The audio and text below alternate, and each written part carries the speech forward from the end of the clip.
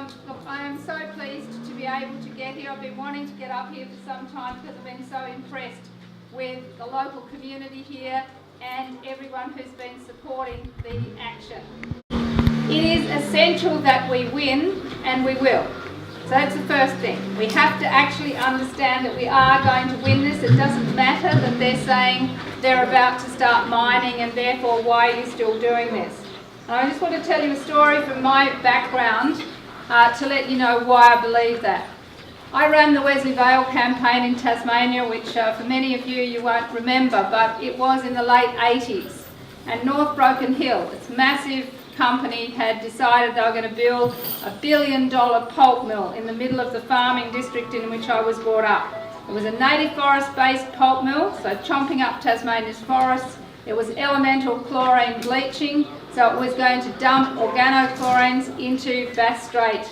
And it was toxic, and the community didn't want it. The community of farmers didn't want it. And so I worked with the Wilderness Society against native forest logging. I worked with Greenpeace over the contamination of Bass Strait, with local fishing people, with the farmers and so on.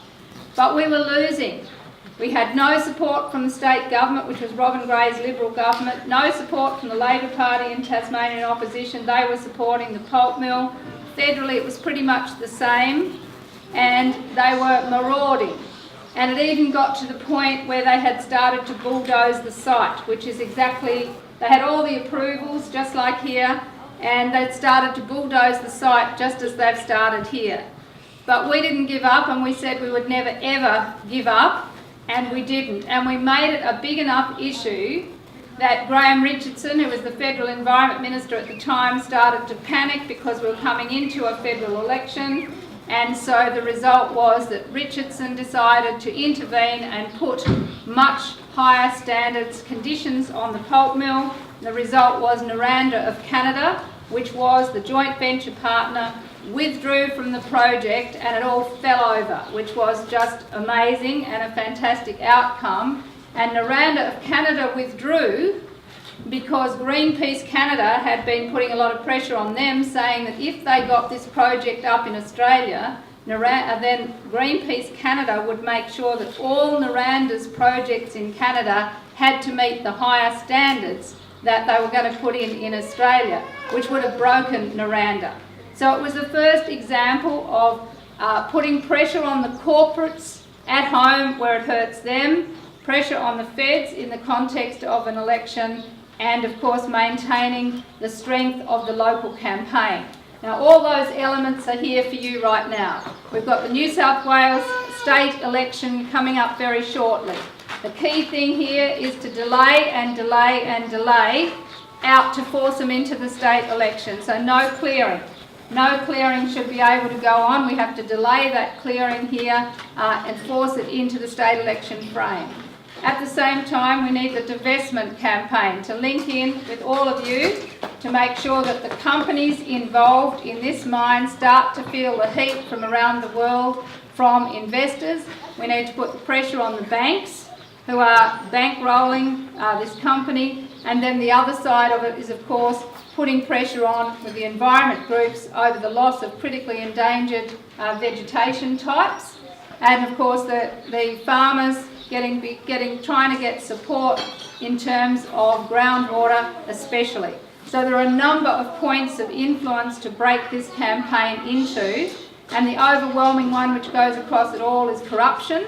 The corruption frame, this is about the best case study you could ever get of how a project has been corruptly approved from day one. At virtually every step of the way there has been interference. So I've just done some media, which is why I was a bit late getting here, but to just say to them, how is it that Jonathan Moylan faces the full force of the law, but Whitehaven, which puts in false information about its offsets under the EPBC, that the Commonwealth decides that they're not going to prosecute them under the law, even though that is a criminal offence? How is that equal under the law, and who made that decision? Who made that decision? Now, we've tried to pursue that through the estimates process, and of course we haven't got anywhere near where we need to be. But also, whilst ICAC had a look at the coal terminal in Newcastle, it didn't really explore the connections between the coal terminal in Newcastle and the mining operations, nor has there been a really good look at the donations that have been made by various political groups or mines to various political groups and the approvals that have been given. So there's a lot of information that we collectively can work on. So I guess what I'd be asking you is to think about the best ways you can work on this campaign, because it's multifaceted to start bringing this pressure on, and local people need all the help that they can get. So we have to do what we always do with campaigning. 101, the media, the social media, and actually stopping the work here. Delay is critical to actually saving this critically endangered place and keeping the water table and not allowing them to go ahead with the mine. And then big picture, how is it possible? We've just had a UN climate summit in New York. We've just had 120 world leaders saying, yes, we're in a climate emergency, we have to get global emissions to peak and come down. And at the same time, get off coal. Coal was actually front and centre in New York for the first time. It never has been at climate meetings, but it was at this one. And straight out of that, here we have in Australia not getting off coal, but trying to drive coal harder than ever before at a time when there is real pressure on the coal price. And I have to say it cheers me up immensely when I look at the commodity prices and see that thermal coal is down to $70 a tonne. I think, yes. They need about $100 a tonne to be viable into the future. So the more that thermal coal price comes down, the better it is for all of us. And China has now put a cap on coal, both in quantity and in quality. But that doesn't necessarily translate to specific places like this, because that means that whilst it would be less coal out of the Hunter Valley because that's poorer quality in terms of ash and sulphur content, it means that Queensland coal, and probably coal from here, will be a more likely prospect in those kinds of quality considerations. But nevertheless, globally, there is starting to be pressure on coal. The renewables have definitely won the race internationally, and solar has won the race within that. And just coming here today, I saw on Twitter 2 coal mines in the north of England, old coal mines, are now being converted to massive solar farms. So it's you see it happening around the world, great news stories, but we are still stuck in a country where we've got a Prime Minister who has said as recently as a couple of weeks ago that he cannot think of anything worse for the country than leaving our coal reserves in the ground. And that is at a time when everybody says that the coal reserves need to be written down because they'll never be able to be exploited. So, on the climate front, on the corruption front, on the threatened species front, on the food front, we have to stop this mine. That is, we just absolutely have to draw a line in the sand under it. And when I talk about the food front, I don't know if any of you have read work coming out of the World Resources Institute, but particularly Lester Brown. He has made the point that food in this century is going to be like oil was in the last century. People will go to war over food. And that is because with global warming and extreme weather events, you are going to see crop production fail quite often at the same time in large areas of the world. And when that happens, you get extreme weather events, you get drought and fire. You will lose particularly grain crops. And for some parts of the world, like the Middle East, they're totally dependent on imported grain.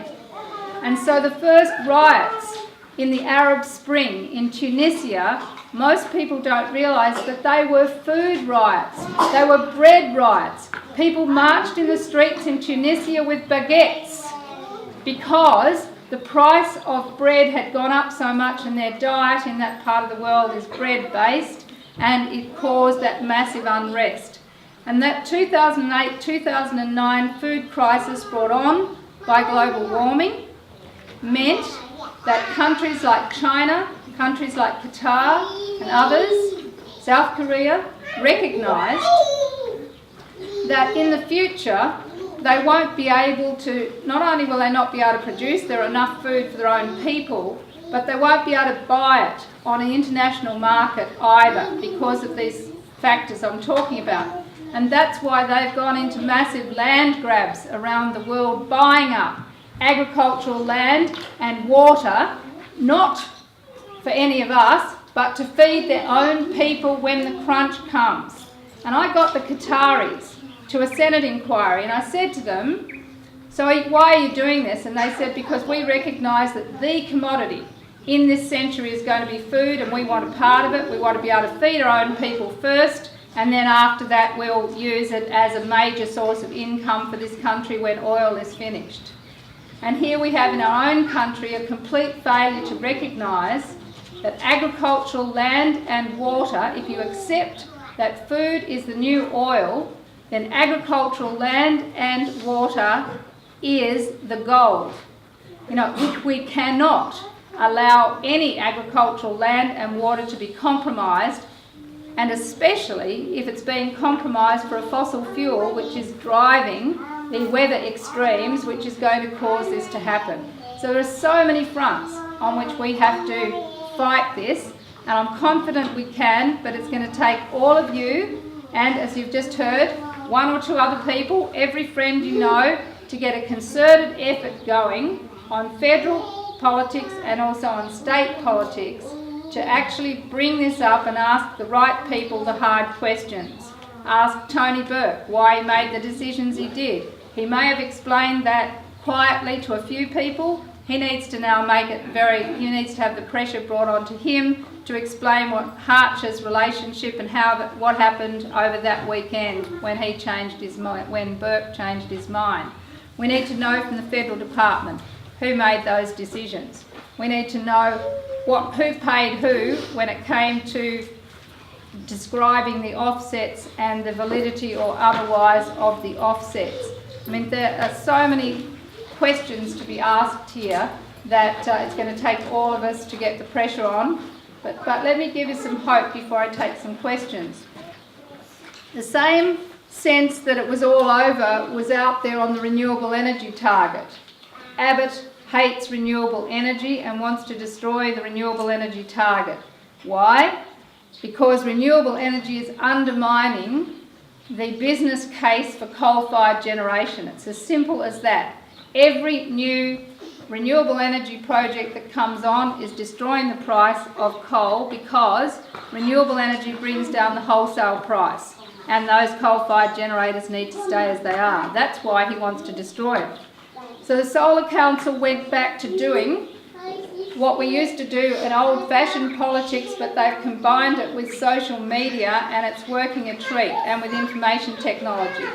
They determined which seats are held, federal seats are held by the Liberals by a margin of less than 2%. So they identified those across the country. They then went to their own membership and found out how many houses in those electorates have solar PV or solar hot water. And then they did a major mail out to everyone saying, we're going to have a local public meeting in your local RSL or whatever, and we're going to ask the local member to come along, and you have a direct interest in this because you've got solar hot water or solar PV on your roof, you're a business that sells it, you're someone connected with it. The result has been, we've been in Petrie held by 0.5%. We have been in Eden Monaro. We went to Barton the other night. That is held by 0.3 of 1% by the Liberals. Imagine how nervous that local member is. 270 votes will change Barton at the federal election. 500 votes will change Petrie, and in those meetings there were more than that number of people. The result? The Liberals are now running scared in Canberra. They're still talking about killing the renewable energy target, but they're no longer talking about killing the small-scale target because they know that it is the small-scale target that will cost them those marginal seats. Our job now is, of course, to make sure that people don't don't just allow a compromise to occur in terms of the small scale. We have to keep the whole thing as it is. But the point here is, by being tactical about where you put the political pressure on, that's how you win. And so we need to go into New South Wales, into some marginal seats which are held by the government, and actually start having meetings about Maules Creek, about corruption, about coal. It doesn't have to be just local. We can take it to some of those seats. So there's plenty to be done. It's going to take everyone to do it. Very happy to be part of it. But the main thing is never ever give up, because this is the right thing to do, and no matter how desperate it might feel, I'll give you, in the middle of the Franklin campaign, I used to think, I don't know how Bob Brown keeps going, because the same thing happened. They'd started to bulldoze, they were building the site and so on. And so I said to him in the middle of the Wesley Vale campaign, how did you keep going at that time? Because I'm facing the same thing. No support from any side of government, everything's bad, they're bulldozing the site, it looks terrible. And Bob said to me, well, I've always taken the view that if you're doing the right thing, you just keep on going and something will fall out of the sky. And I said, well, actually, Bob, I was hoping for some sort of more philosophical view than that. Something falling out of the sky is sort of a bit thin. And he said, no, you wait, it'll come true. About 2 weeks later, there was a massive spill. All this muck went into Bass Strait. There was a huge fish kill, and it just kicked off the Wesley Vale campaign onto a new level, and away we went again. And I thought, well, you know what? I could never have predicted that. Who would have known it actually kicked the campaign on? So in this context, you don't know what's going to fall out of the sky with ICAC. You don't know what's going to fall out of the sky with any of these approvals processes or information or whistleblowers coming forward or someone making a decision somewhere. The key thing is stick with it, because you're doing the right thing, and ultimately we have to win. Thanks very much, everyone.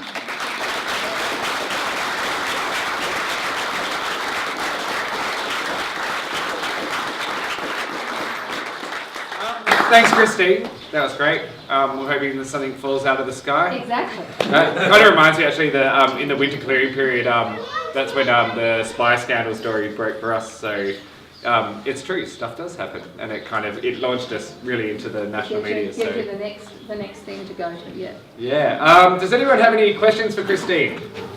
How is it attaining advocate deny climate change and wanting to kill off renewables when so many scientists around the world are telling everybody to get rid of fossil fuels and it's destroying climate?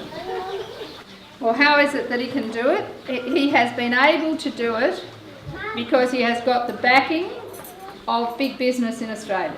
That's how. It doesn't matter about the people, it doesn't matter about the future, it doesn't matter about all the science. What has happened is the Business Council of Australia, the Chamber of Commerce and Industry, Minerals Council, all of those supported getting rid of carbon pricing, all support stopping action on climate change, because it will significantly impact on big business in Australia, and disproportionately they are resource-based big businesses. It is as pure and simple as that. The fact that he is a denier personally, he's got a government full of them, but they are being lobbied and they are totally in the pocket of the fossil fuel industry in Australia, whether it's CSG, whether it's coal, doesn't matter. They are in their pocket. Unqualified. That's right. And that's why a national ICAC, I've come to the conclusion that a national ICAC has to be part of every campaign we run, whether it's a logging campaign, a mining campaign, any kind of campaign we run. We have to get a national ICAC. We need political donations reform, better freedom of information, higher penalties for white-collar crime, and actually pursuing this business of when you leave politics, you can't go straight onto the boards of companies and around it goes.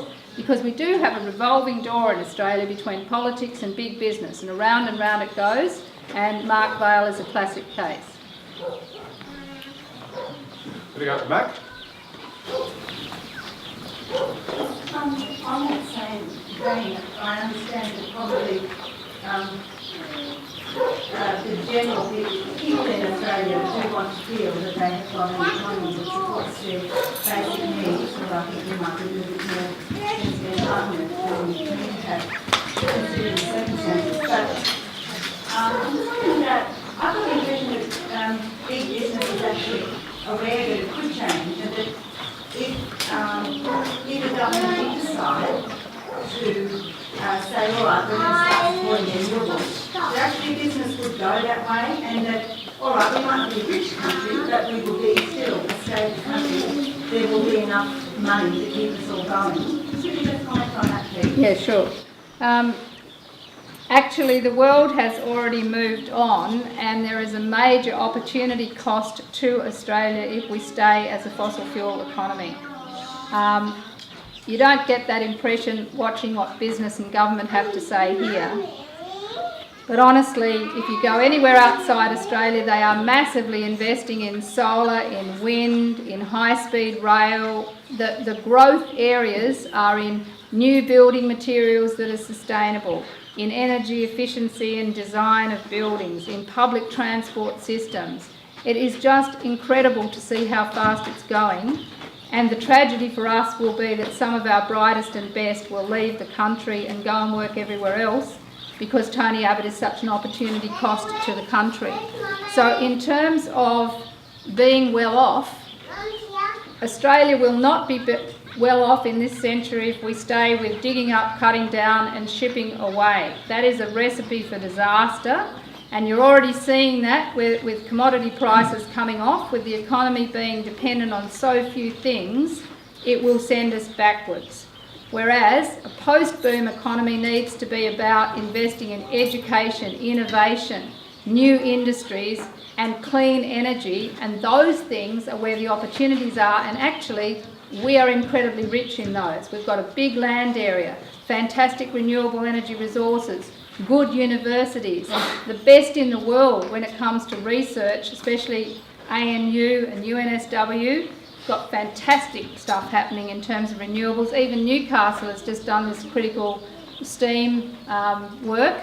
There are so many opportunities. In my view, what's holding Australia back in terms of economic well-being is staying in a fossil fuel economy. We will be a rust bucket economy when everybody else has moved to much higher levels of sophistication, unless we get onto it and get into it. There was another question over there somewhere. Yeah, do you want to go right? I'd like to ask you about this practice of providing offsets for planning decisions. Do you know where it came from and how they ever got it through? Yes, as a matter of fact I do, because this idea came out of the World Bank and out of at the global level. I was on the World Council of the International Union for the Conservation of Nature, on the Global Council, when this was first starting to be debated around the world at that level. And IUCN is the world's premier body for environment policy. And so it came up for debate, this idea that you might offset an area for another area. I argued strongly against it, but a lot of the economists were arguing that this is the only way forward for a lot of developing countries, that they can have it both ways. But the fact of the matter is you only get to an offsets policy when you are scrambling for the last of what's left. That's where you end up with offsets, because you can't have both. It's this notion of balance. You know, if there's one word I loathe, it is balance. The minute someone starts talking about balance, you know the environment's going to lose. Always the environment loses. So this idea was that, especially for developing countries, well, you know, we need to protect some of the areas in national parks, but you could offset this mine with offset this and offset that. It never had any legitimacy, and we are now into the end game, where we are seeing extinction and ridiculous propositions. One of the offsets for the barrier reef, for example, on seagrass, was that they set aside seagrass 1,000 kilometres north from the area that the seagrass was going to be destroyed, while the dugongs and the turtles are not going to be knowing that they have to go 1,000 kilometres north to get the seagrass. So it's a ridiculous proposition, and it's, in my view, it's got to be killed as a policy notion. It has no merit as a policy notion, especially when we're getting down to the last of all there is. And so that's going to take work at the global level as well as the national level. but I think we need to start ridiculing it as a proposition, because it is. The very idea that you offset an area of critically endangered vegetation with something that ought to be protected as well. If you're down to it being critically endangered, then every last bit of it needs to be protected, not actually halving what you've got left by going from here to here. So it's a really bad policy idea. It was come up with by economists, and I think the economists have to actually change their position a bit. In fact, this whole idea of sustainable development, it all came out of the Brundtland report back 3 decades ago, Brundtland report, and what they said was actually true, and that is there are only two real things in the world, actually one, but never mind, two real things in the world, people and nature. And they are the two real things that we should consider, and that the economy is just a tool that governs the relationship between the real things that exist, people and nature. And if that tool is driving an unsustainable relationship between the two, then we should change the tool. The fundamentals of economics need to change. The two real things remain. So that came out of the Brundtland inquiry, two real things. They sent that to the World Bank. And what came out of the World Bank? A triangle. It became people, environment, economy. And guess what? People and economy traded off the environment every single time. And it's why socio-economic always trumps environment. They got it in a triangle. It should never have been a triangle. It should always have been two equals, with the economy just as a subset of tools. And until we get back to that kind of thinking, that if the way you construct your economy is actually driving an unsustainable relationship that's going to kill us all in the end, which global warming is effectively market failure that has done that, then you need to change it. And that's where we run into all the battles in parliaments everywhere, because people love to trade off socio-economic against the environment, and that's precisely what's happening here at Maules Creek, except again, even the socio-economic is stupid, because given the impact on land and water, you're not going to have socio-economic outcomes anyway. Yeah, Christine, I was going to ask about offsets as well. Phil Spark over here and a whole bunch of other people have done an enormous amount of work on offsets and have proven that the first round offsets weren't like for like, and the company bought more and paid more. But Phil's analysis is that the company still has not met the number of hectares of like for like. But we haven't been able to get any kind of on-ground assessment, which I believe the New South Wales government's OEH would do. So we've just been wondering whether, how we get that pressure, how we generate enough momentum so that we can get a bunch of ecologists on the ground here to prove once and for all whether or not the company has purchased adequate offsets. But is there anything that can be done at the federal level to help with that? Yeah, well, I think, the main thing is get the question asked enough so that everybody sees it in the context of a corruption framework and want the matter dealt with in an independent way, rather than the company being able to pay for whoever they get to send, and you end up with the company's view of it, which we know what that's going to be. Whoever pays the piper gets the tune, as we know, and so that's we need to do that. But that's part of what I'm here today to do. I've just done a couple of interviews and I'll be doing more, and the question I ask is, how is it that the company was not prosecuted for misleading information, and start getting that whole issue out there. So we'll be doing more. Larissa Waters, my colleague from Queensland, has just had a Senate inquiry, and part of that is on offsets generally, but Maules Creek was obviously one of them, one of the case studies, and I think we need to get that out there. And I'll be taking it back to IUCN, as I said, the International Union, to say this is a case study that needs doing from the global level, to look at how a country like Australia has abused this notion to the point where it needs to be abolished. So I'll certainly take that to them, but it would be good if people wrote to them as well, and I can send the details of how to do that through to the campaigners, so it might be something we can do. Great. Aidan? What's your position on subsidies afforded to forestry and mining companies so that their operations do become economically visible for them? Well, we've opposed the fossil fuel subsidies. In particular, you know that at the G20, when Obama was the chair of the G20, Kevin Rudd was our Prime Minister at the time, and they agreed to end subsidies for fossil fuels. Now, I thought, well, at last we're getting somewhere in the right direction. Australia signed on to that, and they had until the next meeting to identify the fossil fuel subsidies that they paid in order to then set out a time frame for removing them. But not so. Australia got very smart. Australia came home and said, actually, a word needs to be inserted into there. We need to abolish inefficient fossil fuel subsidies.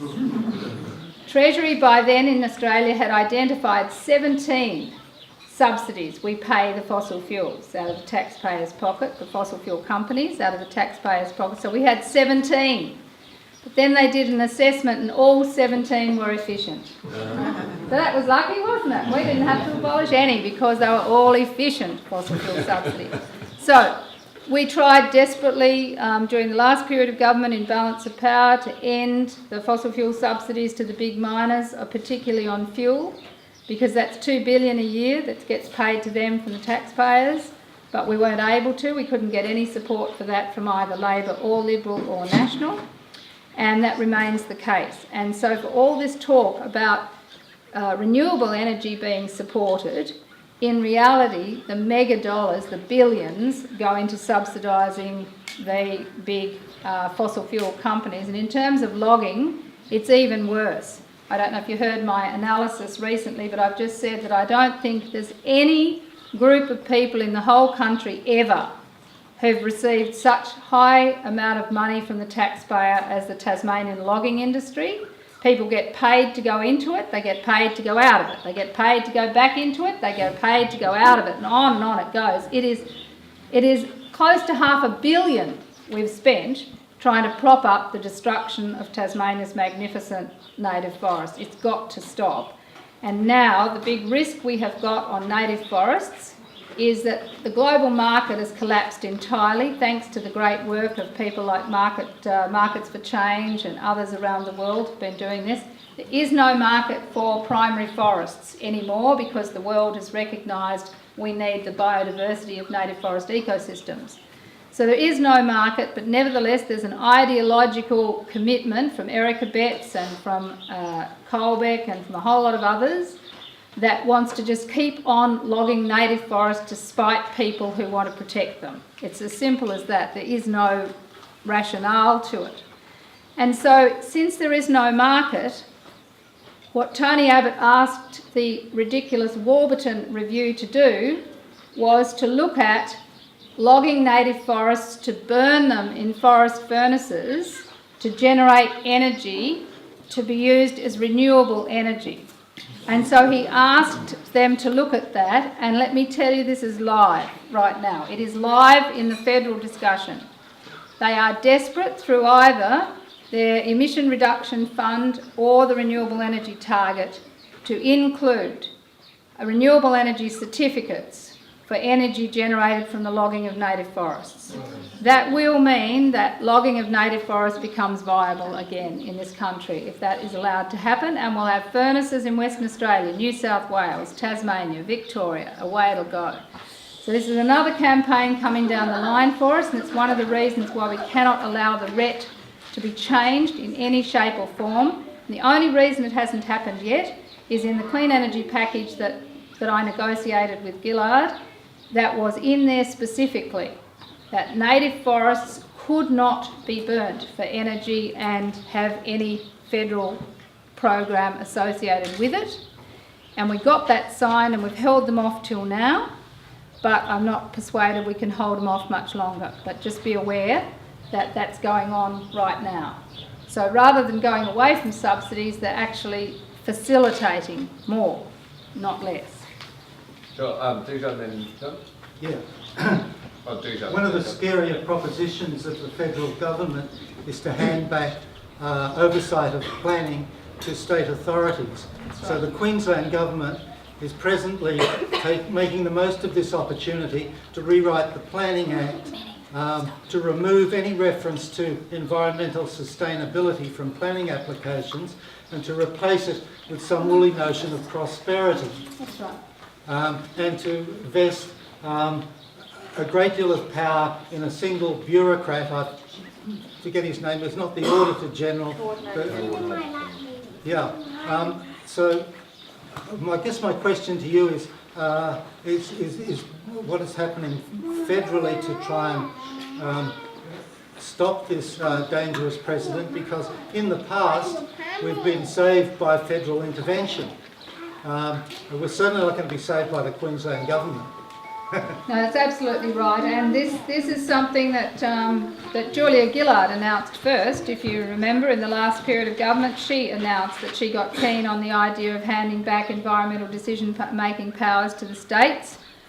We, of course, said that there's no way we would ever agree to that, but the trouble with it was, of course, that Liberal and Labor would get together and have the numbers between them. But nevertheless, because of the arrangement we have with her, she couldn't proceed with it, and eventually what made it impossible for her to proceed with was James Price Point. For those of you who might know about the campaign in Western Australia by Woodside to build that disgusting gas hub at James Price Point, what came out of that was that the Western Australian EPA, who were assessing the project, it turned out that all of them had conflicts of interest with the project, to the point that there was only one person left on the EPA who made the decision. And once that came out, the extent to which Western Australia was up to its neck with the companies in the project, Gillard lost enthusiasm for it, and so it got shelved. But of course it was always something that the Liberals want to do, and it's live right now, to bring in legislation to hand back all decision-making powers to the states. Well, of course, the EPBC Act isn't marvellous, as we've just discussed, given the offsets and everything that's happened, but nevertheless, the fact that there's always been an ability to get federal oversight has always given us leverage in the past, and if we lose that, we will see the most appalling decisions made right around the country. Imagine Tasmania being left to decide on a pulp mill, Queensland left to decide on coal ports, New South Wales, well, we've seen what here at Maules Creek, left to decide, well, we'll just end up with disaster. So we're doing everything in our power to try and stop the handoff of powers back to the states. The Labor Party says it is now opposed to that. The Greens are opposed to that. The Independents, some of them have stated a position, some haven't. Palmer says at this point that he is opposed to handing back the powers, so we've got the numbers at the minute. But that can always change, because he changes his mind on a relatively regular basis. So anything that you can do to send emails or whatever to Labor, to Palmer and to the other independents saying don't hand back the powers would be useful. Christine, I just want to ask, obviously you got into politics because you believe in, I guess in this country because of supposed democracy. I guess what's sort of been coming out of this, making the film, is that in actual fact there's a lot of people disenchanted who actually think we don't live in a democracy. That's right. What's your point of view? What's your... Yes, so I was never a member of a political party. I was a teacher in northwest Tasmania, but I was at university when Lake Pedder was flooded. At the time I supported the Pedder campaign as a student, and always thought it would made no sense at all to flood Lake Pedder, so clearly it wouldn't happen. And of course it did happen. And I determined there and then that I would never let that happen again. If they came back to try and do it again, I'd get involved in the campaign. And so it wasn't much longer before they came back with the Franklin. And so I got involved in the Franklin campaign. Got arrested up at Warner's Landing, ended up in Risdon Women's Prison, and then went straight back to school after that, where I was teaching in the local area. And so you can imagine a lot of the parents were quite distressed at the time about this person now teaching their children. What sort of influence would that have? But anyway, I still, even though I was supporting all the Wilderness Society campaigns on the forests and everything else in Tasmania, I probably would have kept on teaching and been involved in some career like in education in some way, if it hadn't been for the fact that North Broken Hill decided to build this pulp mill at Wesley Vale. And I was from the district, the farmers desperately needed help to run a campaign. I knew I could do it, and so I got involved to do it. And then Robin Gray called an election on the back of that decision by Naranda to pull out of the project. He called the election to try and get the project back on track. So I had to stand. I didn't have a choice because I was leading the campaign, and not to have stood would have been to given in. So that's how I ended up in politics in the first place, as an independent standing against that pulp mill. Like everybody else, I've been involved in campaigns right across the country over all that time, since the 80s. But what is now clear to me, which is why so many people are disillusioned and walking away, is that I don't believe we live in a democracy anymore. I think we live in a plutocracy. We have got to the point where government is for the rich, by the rich. And a small number of people in Australia are extremely wealthy and influential, and a vast majority are not, and they feel disempowered. And so I've reached the point where I think every campaign now has to be about getting our democracy back. Until we get governments again that are governing for the global commons and the common interest, in other words, people and nature, until we get governments back who are actually governing for that, we are not going to be able to stop a lot of the destruction we're seeing, whether it's inequality in terms of taking away support for people who are unemployed and attacking pensioners and so on, through to the environment. We can't win unless we get our democracy back. So that's why I've said now for the Greens that part of everything we do has to be a national ICAC. We need donations reform, FOI strengthening, transparency and accountability has to be part of it, and proportional representation needs to be the long-term campaign so that we break the back of what is effectively a two-party system of majority governments, because majority governments mean that they can get in the back rooms with business and the donations flow, the decisions come out of it, and the parliament is a rubber stamp. We have to actually get back and away from that. So rather than disengage from the democratic process, I'm asking people to get re-engaged with it and think about how we can actually get back to the idea that it's representative democracy, it's of the people for the people, not of the wealthy for the wealthy, because that's where we've ended up. And that's essentially been something which has happened over the last 35 years. There's always been influence in politics, as Wesley Vale indicated, but it has got now so bad that it is systemic, and that's why it has to be dealt with. I've got time for maybe one more question. Buzz.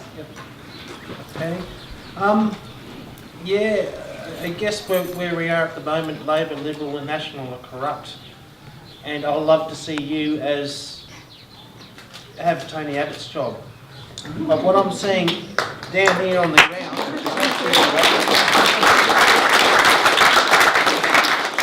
is the farmers are still carrying a grudge for what's happened back in the past. How can you heal that hurt and start getting the farmers to vote for you? It's a really good question. It's why, having come from a farming background, my dad was a dairy farmer, and so I was brought up on a dairy farm in northwest Tasmania, so I'm of the country to start with. The problem is that a lot of the farming community are quite socially conservative, and so a lot of them feel nervous about the Greens because they think if we just stuck to the environment, that would be good, if we just didn't go with the social justice issues. So right back in 1989, I was campaigning for gay law reform at the same time as I was campaigning to stop the pulp mill. They were thrilled about the pulp mill, not so happy about gay law reform, and that's often been a tension. The other thing, of course, is a history on issues like land clearance is a big one for a lot of farming communities, are worried about that. Also, irrigation is another one, the whole Murray-Darling system. But when I took over the leadership from Bob, I said there were two things I wanted to do. One was to build a better relationship with the farming community. The other one was to build strong relationships with the clean energy future, all of those people and industries that were interested in the clean energy future, because that was where we needed to forge those ties. spent a lot of time out in farming communities, particularly on CSG, particularly on coal, but the old nuggets are still there on water and on vegetation. And it's only the farming community itself is gradually moving in terms of recognising that we need to protect native vegetation, native animals. We need to get to more sustainable systems, that the large commodity, high volume, low value, price taking way we've dealt with agriculture is not suiting a lot of people, not giving them a reasonable rate of return anymore. So there's a lot of things we have to talk about. I think we're breaking it down. But one of our big problems, the NFF, for example, still does not have a position on climate change. How can you work with the farming community across Australia when its peak body refuses to take a position on climate change? So, for example, I said we will support the drought relief, absolutely, but it should be tied to running the climate scenario maps across the farming areas that are subject to drought, and saying to people there, yes, we will give you money, but it does mean you are going to have to diversify to build resilience so you can stay on the land. Otherwise, you're going to end up in this place in another few years again. And we've got to change that, because the climate is changing, as you all know. Minimum temperatures are rising, rainfall patterns are changing, seasons are changing in terms of, I even noticed it in Tasmania, things like the white fly never used to overwinter in Tasmania, but now it can because the minimum temperature has risen. So there's all sorts of R&D that needs to be done in agriculture, and for the life of me, I cannot understand why the NFF doesn't get behind the climate movement and saying we need big dollars in primary industry, in research and development to work out how we can stay on the land, how we can produce with less water. That means more carbon actually in the soil is fantastic, because it means you have better water retention and therefore less pressure on your water resources. There's so many good things you can be doing, but we're trying. But I don't discount how hard it is, and right now in Queensland, Campbell Newman has reneged on all the land clearance laws. So we're going to see another big fight, I think, in Queensland over vegetation clearance, and probably here in New South Wales as well. So that issue is still live. But one of my big disappointments is I negotiated the Biodiversity Fund, because farmers have said to me forever, why should you expect us to foot the bill for riparian vegetation, for fencing off degraded forest areas so they can be restored, for feral animals, for all these other things? You want that as a social good, but you expect us to be able to pay for it when we're struggling. And so I put together both the Carbon Farming Initiative and the Biodiversity Fund so that grants could be made for connectivity in the landscape, so we could actually get areas of land either bought or covenanted or farmers paid, so we got corridors for wildlife and vegetation and so on throughout the country. And Kevin Rudd abolished that when he took over from Gillard, and Tony Abbott has done his best to destroy everything else since. So I think that's really disappointing, because that was the beginning of the farmers seeing that the Greens were actually prepared to stump up millions of dollars for things that actually they wanted to do but had no money to do themselves. Excellent. Thank you very much, Christine Milne.